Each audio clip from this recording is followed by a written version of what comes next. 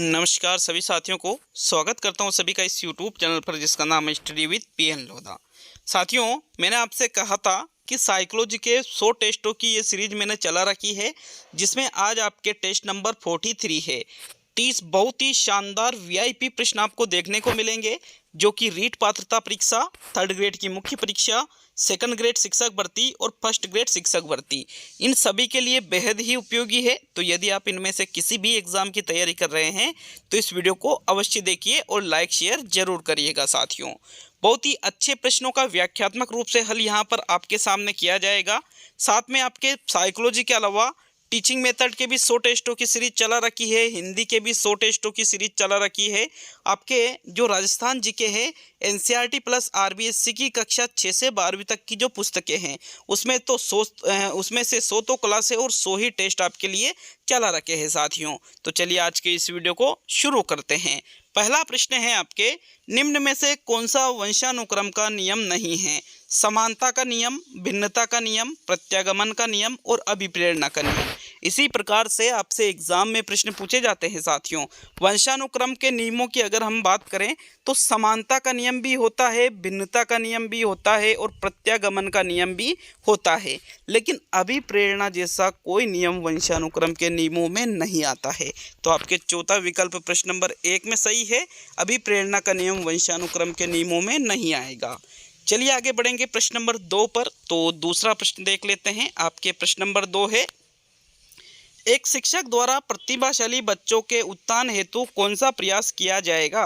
पढ़ाने की गति धीमी रखी जाएगी, विशिष्ट कक्षाएं व उनको प्रोत्साहन दिया जाएगा, उन्हें दंड दिया जाएगा और उन पर ध्यान नहीं दिया जाएगा। साथियों, तो देखो, प्रतिभाशाली बच्चों की बात की जा रही है। उत्थान मतलब उनको आगे बढ़ाना है, तो उन पर आप ध्यान नहीं दोगे तो उनको आगे कैसे बढ़ाओगे? साथियों, ये गलत है। उन्हें दंड देना भी गलत है। उनकी पढ़ाने की गति धीमी रखोगे, धीमी नहीं, उनके पढ़ाने की गति तो कैसी होनी चाहिए?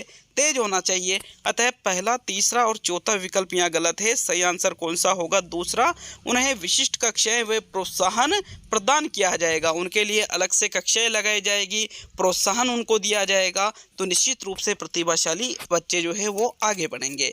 सेकंड विकल्प दूसरे प्रश्न में सही है। नेक्स्ट प्रश्न नंबर 3 पे आते हैं। तो तीसरा प्रश्न है, अध्यापन के समय अध्यापक को सर्वाधिक ध्यान देना चाहिए, विषय वस्तु पे ध्यान देना चाहिए, विद्यार्थी की आयु पे ध्यान देना चाहिए, छात्र की पृष्ठभूमि पे ध्यान देना चाहिए और व्यक्तिगत विभिन्नता पर ध्यान देना चाहिए। तो देखो, अध्यापन जब हम बच्चों को पढ़ाते हैं तो सर्वाधिक किस पर ध्यान देना चाहिए? प्रश्न संख्या 3 में कौन सा विकल्प आपका सही है? तो देखो, पहला, दूसरा, तीसरा, चौथा, इनमें से दिए गए जो विकल्प है सबसे बेस्ट आंसर है आपके चौथा विकल्प, व्यक्तिगत विभिन्नता पर ध्यान दिया जाना चाहिए, क्योंकि व्यक्तिगत विभिन्नता पर आधारित ही शिक्षण होना चाहिए। ठीक है, चौथा विकल्प आपके प्रश्न 3 में सही है। नेक्स्ट आगे बढ़ेंगे प्रश्न नंबर 4 पर। तो साथियों, चौथा प्रश्न है आपके, निम्नलिखित में से किस श्रेणी के बालक को समायोजन की सर्वाधिक समस्या उत्पन्न होती है? कुशाग्र बालक को, सामान्य बालक को, शहरी बालक को और अध्ययनशील बालक को। यहाँ एक विकल्प तो बिल्कुल ही गलत दे रखा है, शहरी बालक को। क्या गांव वाले बालक को नहीं होगी? तो ये गलत है। साथियों, कुशाग्र, सामान्य और अध्ययनशील में भी कोई भी बालक आ जाता है। अब दूसरा या पहला, कुशाग्र या सामान्य। साथियों, यहाँ विकल्प नंबर आपका 1 सही है, क्योंकि जो शिक्षण बच्चों को करवाया जाता है कक्षा में, वो सामान्य बालकों को आधार मान करके वो शिक्षण करवाया जाता है। अब सामान्य रूप से वो शिक्षण होगा, प्रतिभाशाली बालक सोचेंगे कि यार ये चीज़ बार बार क्यों समझा रहे हैं, ये तो समझ में आ चुकी है। तो इस प्रकार समायोजन की समस्या सर्वाधिक इनके सामने ही उत्पन्न होती है, कुशाग्र बालक को। विकल्प 1 आपके चौथे प्रश्न में सही है। नेक्स्ट आगे बढ़ेंगे प्रश्न नंबर 5 पर। साथियों, प्रश्न नंबर 5 है, किस मनोवैज्ञानिक के द्वारा सर्वप्रथम बुद्धि परीक्षण का निर्माण किया गया? ऐसा होना चाहिए था। वेक्सलर, बिने, स्पीयरमैन और RB केटल। तो देखो, सर्वप्रथम बुद्धि परीक्षण का निर्माण यहाँ पर स्पीयरमैन, वेक्सलर या केटल ने नहीं किया था, बल्कि बिने के द्वारा किया गया था। साथियों, जिनका पूरा नाम है अल्फ्रेड बिने। क्या है? अल्फ्रेड बिने इनका पूरा नाम है। तो सेकंड विकल्प आपके 5वें प्रश्न में सही है। नेक्स्ट आगे बढ़ते हैं प्रश्न नंबर 6 पर।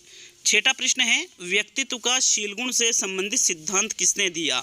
मन ने, शेल्डन ने, हिप्पोक्रेट्स ने और R.B. केटल ने। साथियों, शील गुण से संबंधित सिद्धांत दो मनोवैज्ञानिकों के द्वारा दिए गए थे। कौन कौन से किस किस के द्वारा दिए गए थे ये भी आपको पता होना चाहिए।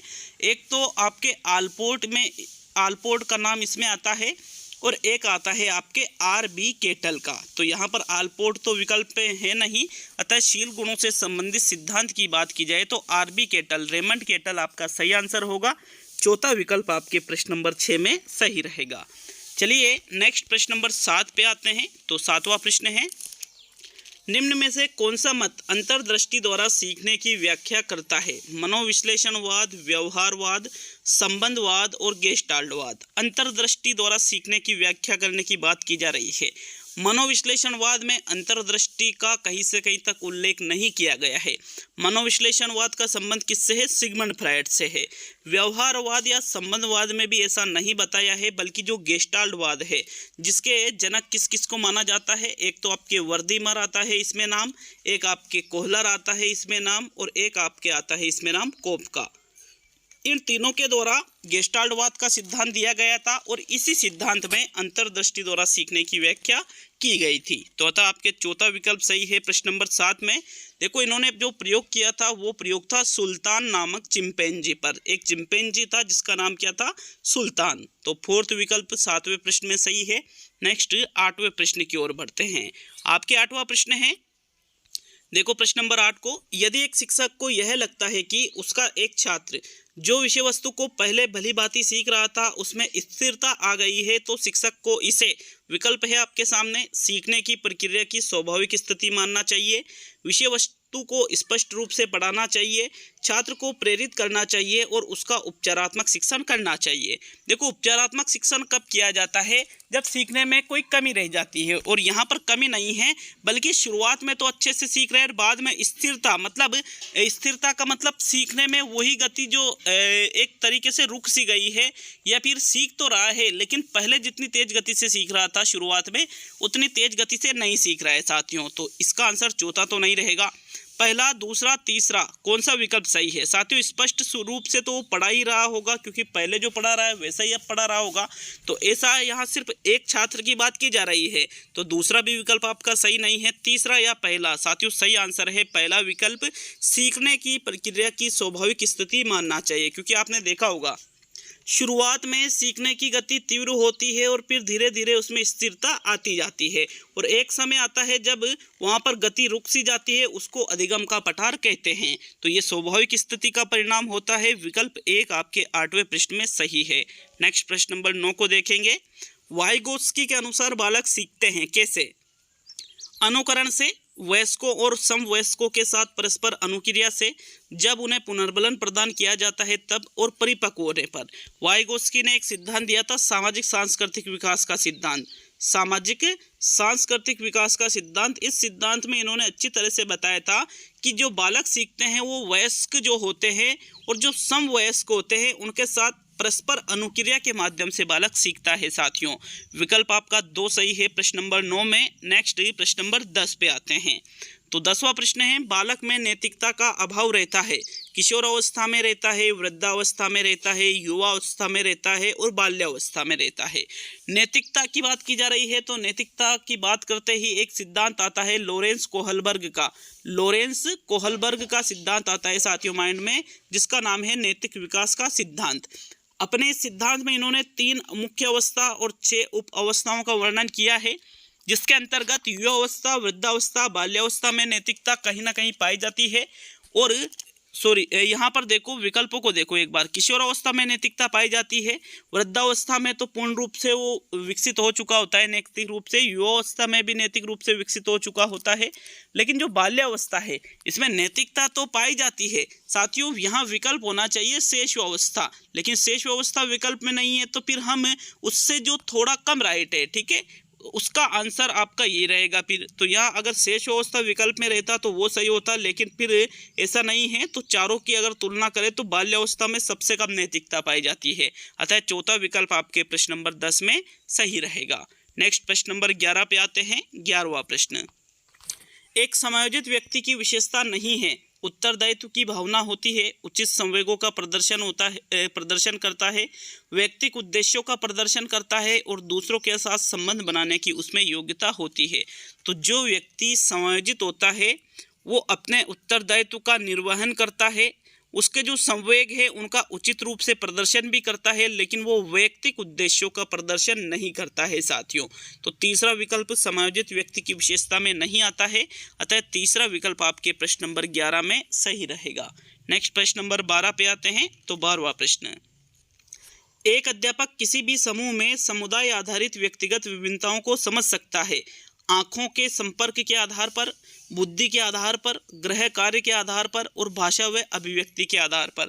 अब देखो समूह है, कोई ग्रुप है, उसमें समुदाय आधारित व्यक्तिगत विभिन्नता कि ये बालक इस समुदाय से है, ये बालक अलग समुदाय से है, तो गृह कार्य या बुद्धि के आधार पे तो समुदाय का पता नहीं लगा सकते हो, ना ही आँखों के आधार पर, बल्कि जो वो भाषा बोलते हैं, जो विचारों को व्यक्त करते हैं, उसके आधार पर आप अनुमान लगा सकते हो कि ये बालक इस समुदाय का है और ये बालक अलग समुदाय का है। तो चौथा विकल्प आपके 12वें प्रश्न में सही है। नेक्स्ट प्रश्न नंबर 13 पे आते हैं। 13वां प्रश्न है आपके, बच्चे के विकास में शिरस्त सिद्धांत के अनुसार निम्न में से सत्य कथन है। विकास सिर से परिधि की तरफ होता है, विकास पैर से सिर की तरफ होता है, विकास परिधि से पैर की तरफ होता है और विकास सिर से पैर की तरफ होता है। तो शिरस्त सिद्धांत, शिरस्त का मतलब होता है विकास का सिर से पैरों की ओर बढ़ना, सिर से पैरों की ओर बढ़ना ही शिरस्त सिद्धांत कहलाता है। तो सिर से पैर की ओर होता है, कौन से विकल्प में दे रखा है? चौथे विकल्प में दे रखा है। अतः शिरस्त सिद्धांत का सही उत्तर क्या रहेगा? विकास सिर से पैर की ओर होता है। तो चौथा विकल्प 13वें प्रश्न में सही है। नेक्स्ट प्रश्न नंबर 14 पे आते हैं। 14वां प्रश्न, एक प्रतिभाशाली बुद्धि बालक वह हो सकता है जो काल्पनिक चिंतन करता है, जो अमूर्त चिंतन करता है, जो आपराधिक प्रवृत्ति को अपनाता है और इनमें से सभी। तो थोड़ा इस प्रश्न के बारे में सोचना और फिर अपना आंसर देना साथियों, क्योंकि आपराधिक प्रवृत्ति को अपनाने वाला बालक प्रतिभाशाली बुद्धि का नहीं होता है। यहाँ पर ये गलत है तो चौथा भी गलत है। तो दूसरा या पहला, काल्पनिक चिंतन नहीं बल्कि वो अमूर्त चिंतन करता है। ठीक है, यहाँ पर दिए गए जो विशेषता है उसमें दूसरा विकल्प सर्वश्रेष्ठ है। तो आपके सेकंड विकल्प प्रश्न नंबर 14 में सही रहेगा। नेक्स्ट प्रश्न नंबर 15 पे आते हैं। तो 15वां प्रश्न, राजेश अपनी प्रेमिका से शादी करना चाहता है, पर अनेक बार असफल होने पर वह सपने में अपनी प्रेमिका से शादी कर लेता है। उक्त उदाहरण में राजेश ने अपने तनाव को दूर करने के लिए किस रक्षा तंत्र को अपनाया? प्रत्यावर्तन, शोधन, दमन और मंतरंग। तो प्रश्न को समझिए, अच्छे से देख करके इसका आंसर दीजिए साथियों। प्रश्न सीधा सा पूछ रहा है, असफल हो रहा है बार बार प्रेमिका से शादी करने के लिए, तो सपने में साथियों डे ड्रीमिंग ये तो हो चुकी है। डे ड्रीमिंग को आप मंतरंग भी कह सकते हो, फैंटेसी भी कह सकते हो, दिवा स्वप्न भी कह सकते हो।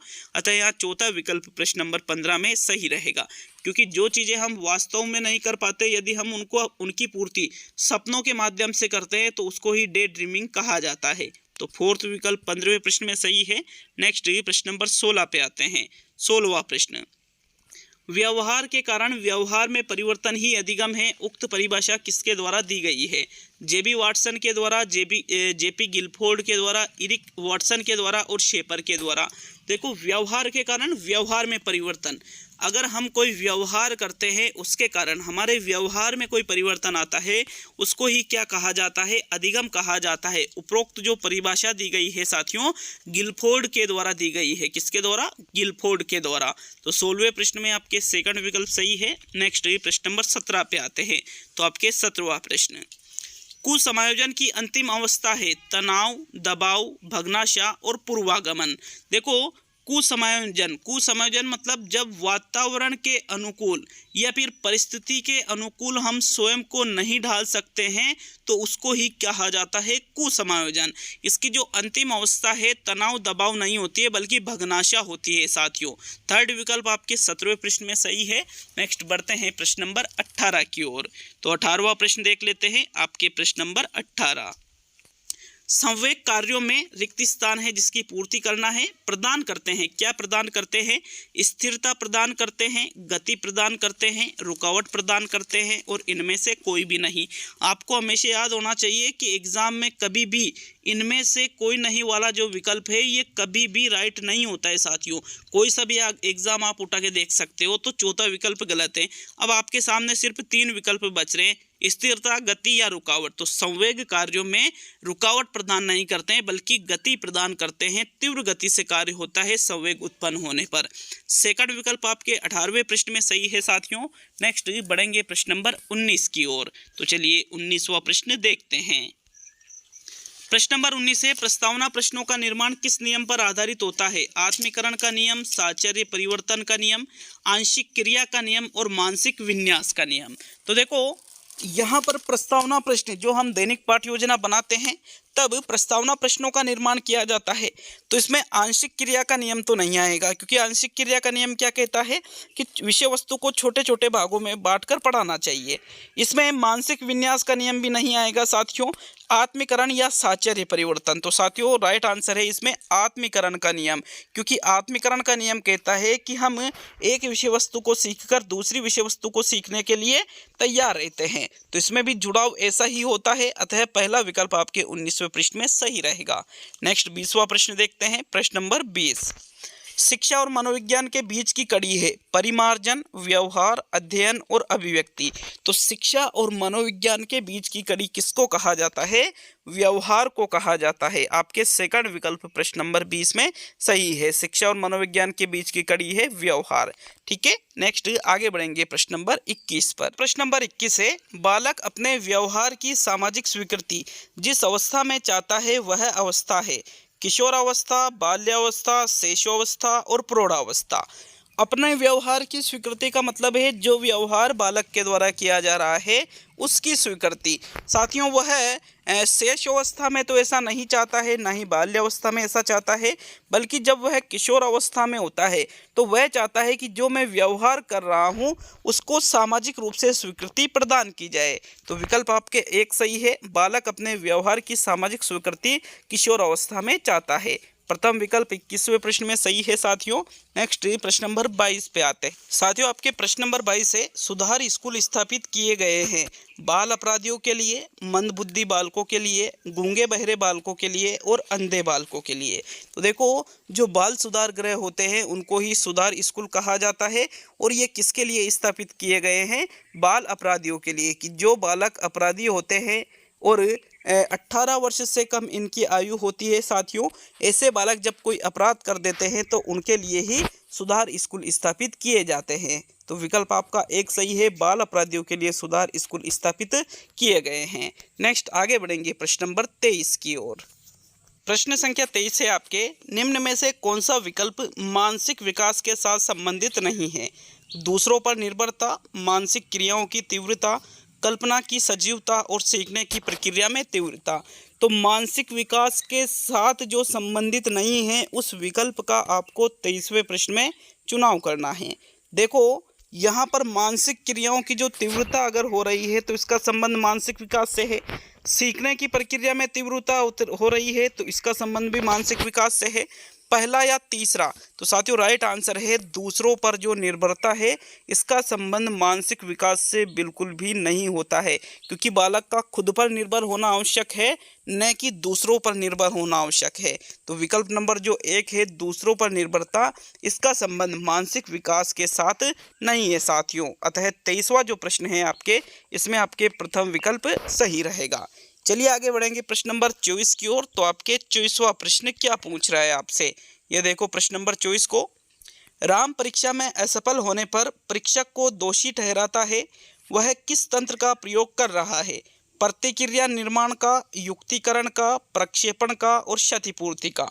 प्रश्न को देखोगे तो एक चीज इसमें निकल के आ रही है कि असफल कौन हुआ? राम। ठीक है, अब यहाँ पर दोषी किसको ठहरा रहा है? वो परीक्षक को, कि परीक्षक की वजह से मैं फेल हो गया हूँ।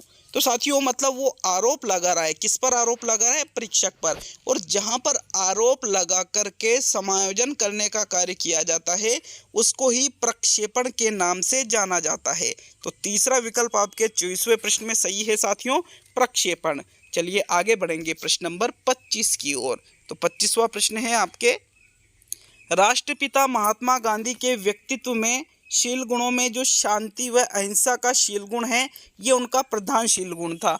उनके इस गुणों को रखा जाएगा कार्डिनल शील गुण में, केंद्रीय शील गुण में, सतही शील गुण में और गत्यात्मक शील गुण में। तो देखो महात्मा गांधी प्रसिद्ध क्यों हुए, इतने ज़्यादा लोग इनको क्यों जानते हैं? क्योंकि इन्होंने अहिंसा और शांति का रास्ता हमेशा अपनाया था साथियों।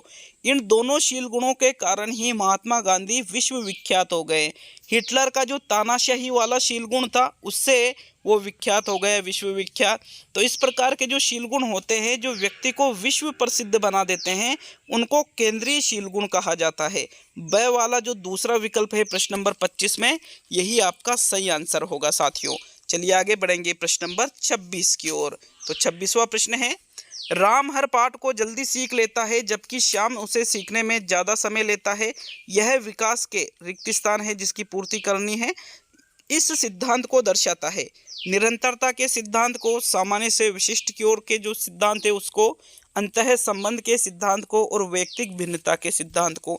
यहाँ पर दो व्यक्ति है, एक तो राम है और एक श्याम है। राम हर पाठ को यहाँ जल्दी सीख रहा है और श्याम सीखने में समय ले रहा है। तो मतलब ये क्या है? ये है वैयक्तिक भिन्नता। श्याम यहाँ पर कमज़ोर है और राम यहाँ पर प्रतिभाशाली बालक है, इसलिए वो हर पाठ को जल्दी सीख रहा है और श्याम सीखने में समय ले रहा है। तो इसको ही वैयक्तिक विभिन्नता के नाम से जाना जाता है। आपके चौथा विकल्प 26वें प्रश्न में सही है। नेक्स्ट प्रश्न नंबर 27 पे आते हैं साथियों। आपके प्रश्न नंबर 27 है आपके, निम्न में से कौन सा कथन अधिगम की प्रक्रिया को उचित ढंग से प्रस्तुत करता है? संवेदनाओं में परिवर्तन, सामाजिक व्यवहार में परिवर्तन, कक्षा कक्ष में अधिगम और व्यवहार में परिवर्तन। तो देखो अधिगम की प्रक्रिया को उचित ढंग से प्रस्तुत करना, अधिगम वास्तव में क्या है आपसे ये पूछा जा रहा है।